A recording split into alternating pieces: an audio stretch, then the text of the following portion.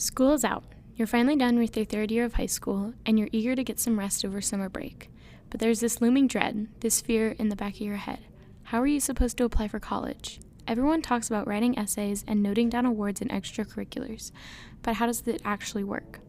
We're your hosts, Rachel and Grace, and this episode is Senior Year, part 2 of a 2-part series on the college application process.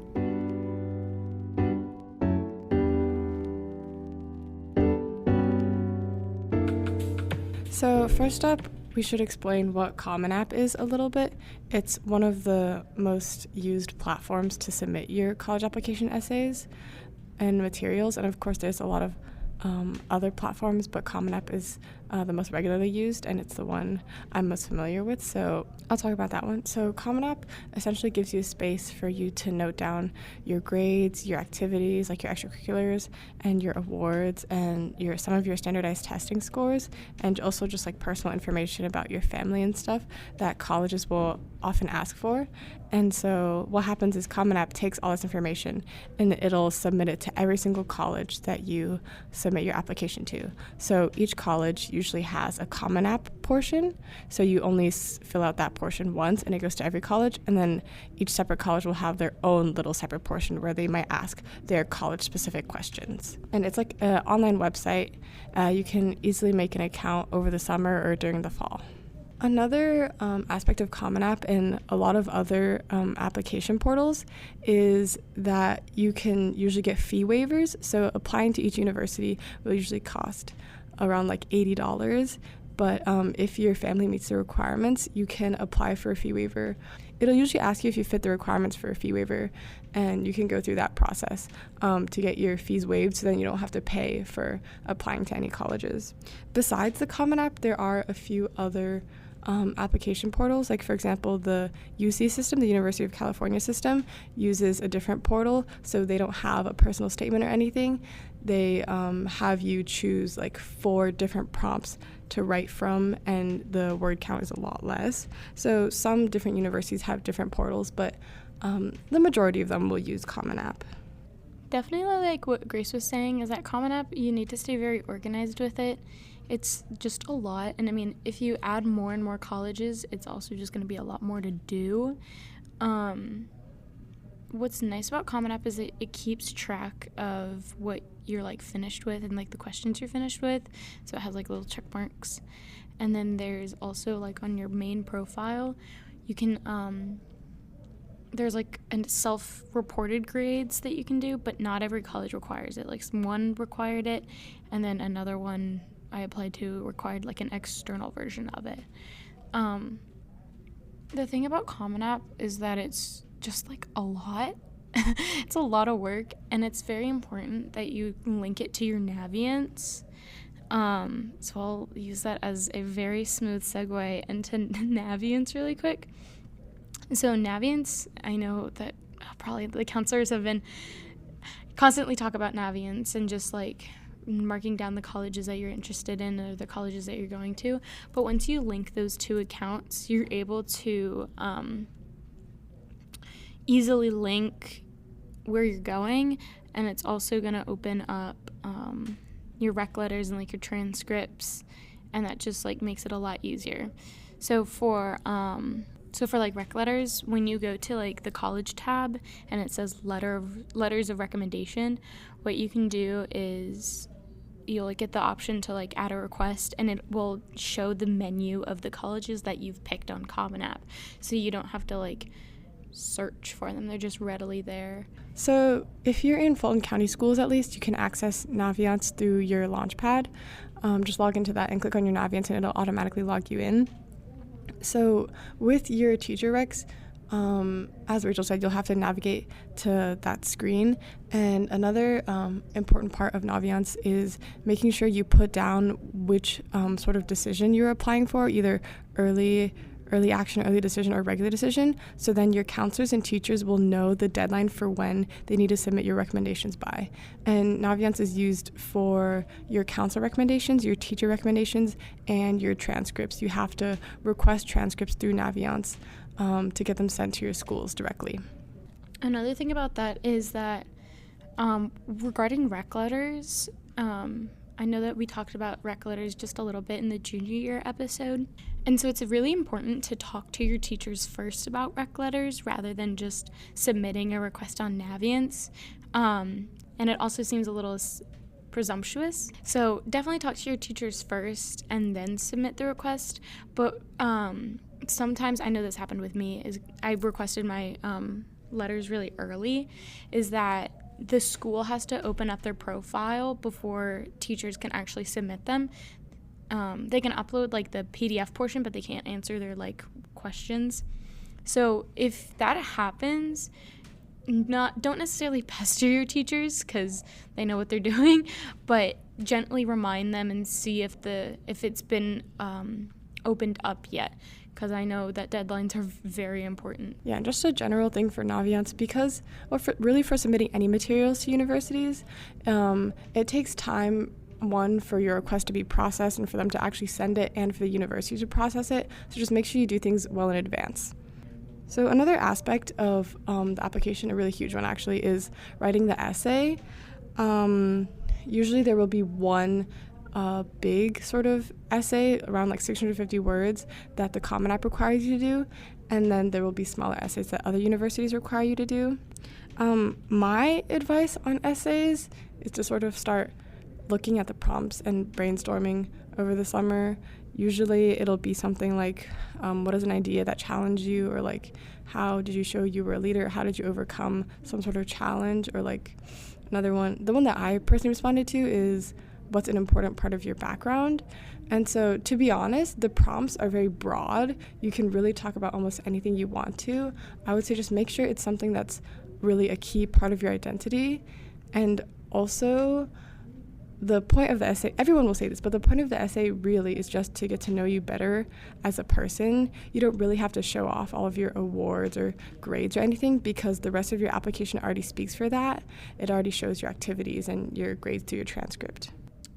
Looking more on like the editing process of writing your essays, I remember some big advice that I got from one of my teachers was that the more you ask people to look over your essay, and like the more you let them like adjust it or like edit it, the less that it sounds like you.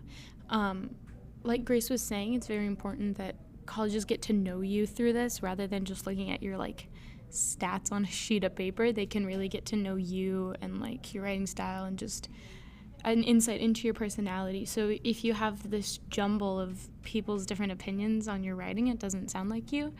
Another thing, and this is very conditional, but some teachers might be willing to edit your essays. Now, this doesn't go for all teachers, and it very much depends on their schedule, but just having a teacher maybe like look over it just to make sure that it's good, it sounds pretty okay. That's another way you can go.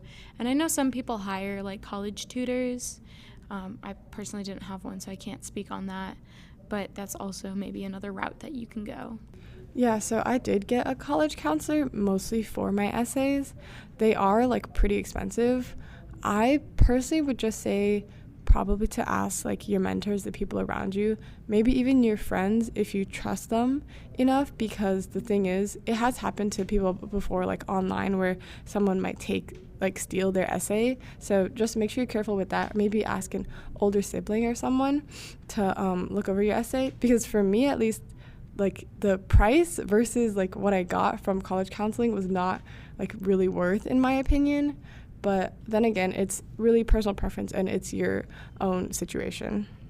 Moving on to test scores and submitting those scores to colleges, I know that in recent years, some colleges are test optional. I know some do still require them, and maybe that's just like a personal preference on whether or not you submit it. They say it doesn't penalize you, but nobody knows that for sure. I know I took the ACT, and so I submitted through the ACT website. It does cost, I think maybe like $15-ish, and then it just $15 to each school that you send. I know I talked about in like junior year, but allow and in the junior episode, and then Grace talked about it just a second ago, but definitely allow ample time for these things to get processed. Like, I mean, if you have a deadline October 15th, or like a credential deadline of like maybe late October, don't request that they send your test scores the night before, because the colleges probably aren't going to get your test scores. Yeah, and this varies from university to university, but some universities may have their materials deadline a little bit later than their application deadline. So for example, UGA, you have to submit everything on Common App a certain week, but then it might be like 2 weeks later is the deadline for things like test scores or recommendation letters. But of course, it's still optimal to get it all in on time. What happened to me actually is I'm pretty sure I missed the deadline for my test scores for UGA, and I had to pay for like expedited shipping or something. So yeah, just make sure it gets there in time. I don't think the deadline is too strict, but of course you don't want to risk it. And so I took the SAT and I sent that score. So the SAT is done through College Board, so it'll be like a panel that just says like my SAT, and then you can go to like your student score sense, and then you add a bunch of universities, and I think it's about like 16 or 12, somewhere around there, $16 or $12 for each university, and then they'll send you like a receipt and you can look it over.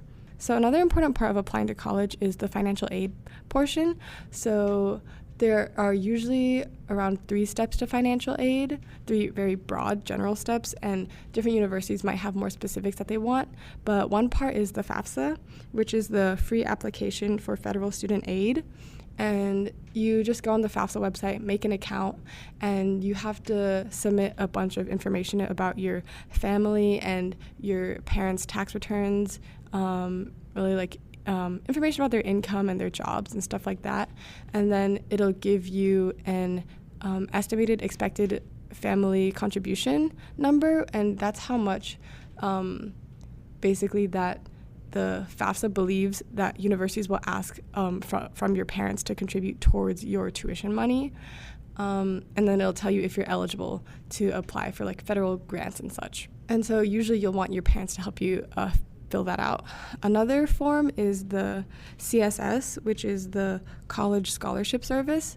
So the CSS is usually for colleges to give you money, whereas the FAFSA is for federal aid, and that's the main difference between the two. But otherwise, they're very similar forms. You still have to submit your parents' tax returns and stuff like that. And the CSS takes a good while because it asks for all of your family's assets. So if your family owns a business or anything, then you have to give them information about the business that they own. So for those parts of financial aid, I would definitely recommend that you have your parents do that. And another subset of the CSS is the iDoc, where it asks for just like forms from your parents, and they'll send you an email after you complete the CSS for that. So for the FAFSA and CSS, you really only have to fill out these forms once, and then on each of them you'll list every single university that you want it sent to, and then it'll just send it out to all of them. Also, some scholarship deadlines may be after you've submitted all of your applications, so you just want to get on top of that. Like some of my scholarship deadlines are in February or March. So I know that was like a whole bunch of information that was kind of just dumped, but it's really important that throughout the process you stay as organized as possible. I remember I made like little lists depending on the university, so I had like for each different one I had like which rec letters I was going to submit, when those deadlines were, what I had already submitted, and then any like helpful links that I got. I know it's hard to stay organized throughout the process, but if you're keeping up with everything, I mean, it seems like such a short amount of time from August to October, or generally October if you're doing like early action, but it's I don't know, it still feels like a little while, but staying on top of those deadlines really, really helps. Counselors are going to give you deadlines for different things, and definitely listen to those deadlines. Like I remember I got a transcript deadline, and I was like, oh gosh, I really need to do that, because it was like a couple weeks before the actual like application was due, just to give time for them to like process the transcripts? Yeah, so what I did is I created a spreadsheet to organize my stuff. And I just listed each university I was applying to and their deadlines and like what materials I needed. And I sort of like had it color coded for which ones I had done. So after you submit your application, there are still a few steps to go through to really finish the process.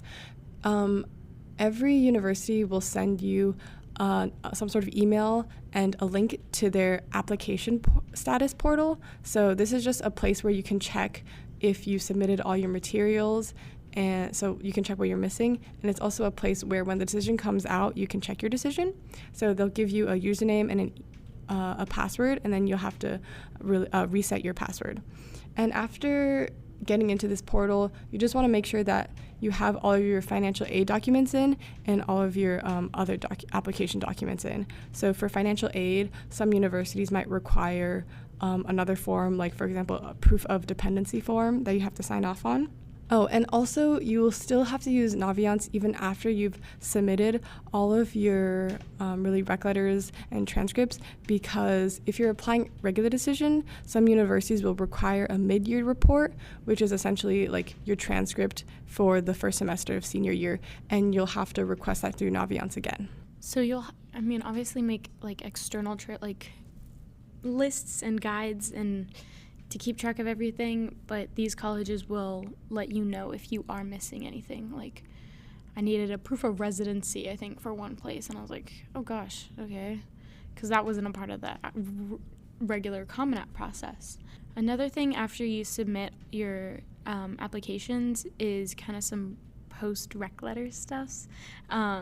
Is giving gifts to your teachers. I know that sounds a little cheesy or a little corny, but it really shows them that you appreciate what they've done.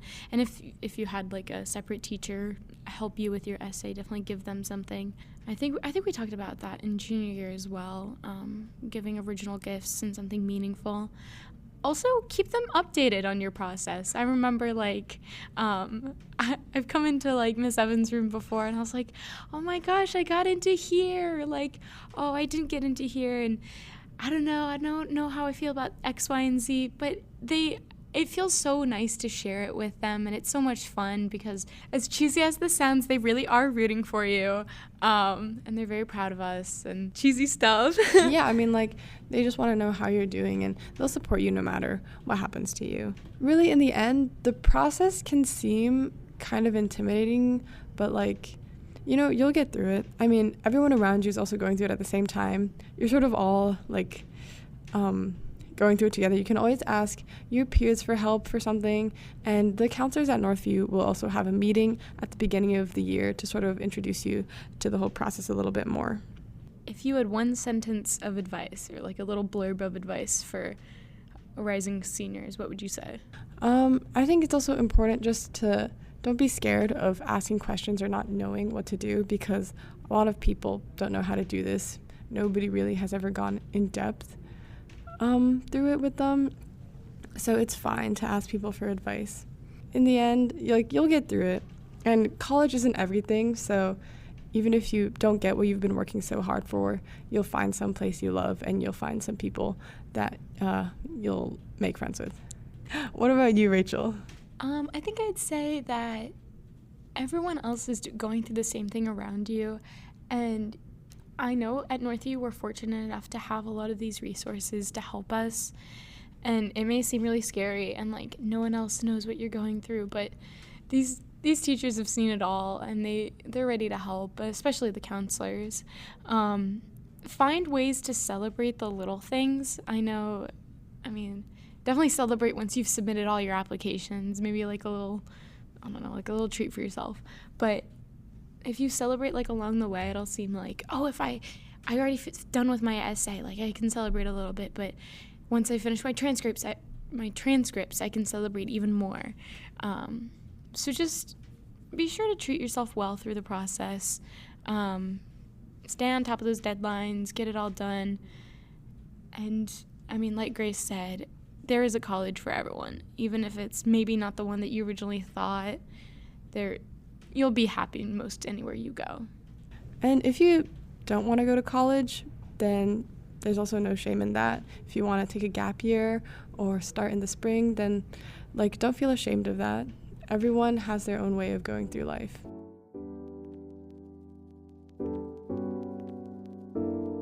This concludes this episode of Senior Year, the second episode of our 2-part college series. Thank you so much for listening. For a transcript of this episode, head to the Point of View tab on our website, nhsmessenger.org, and follow us on Instagram, Twitter, and Facebook at NHS Point of View for updates and new episodes. We've been your hosts, Rachel and Grace, and this has been Point of View.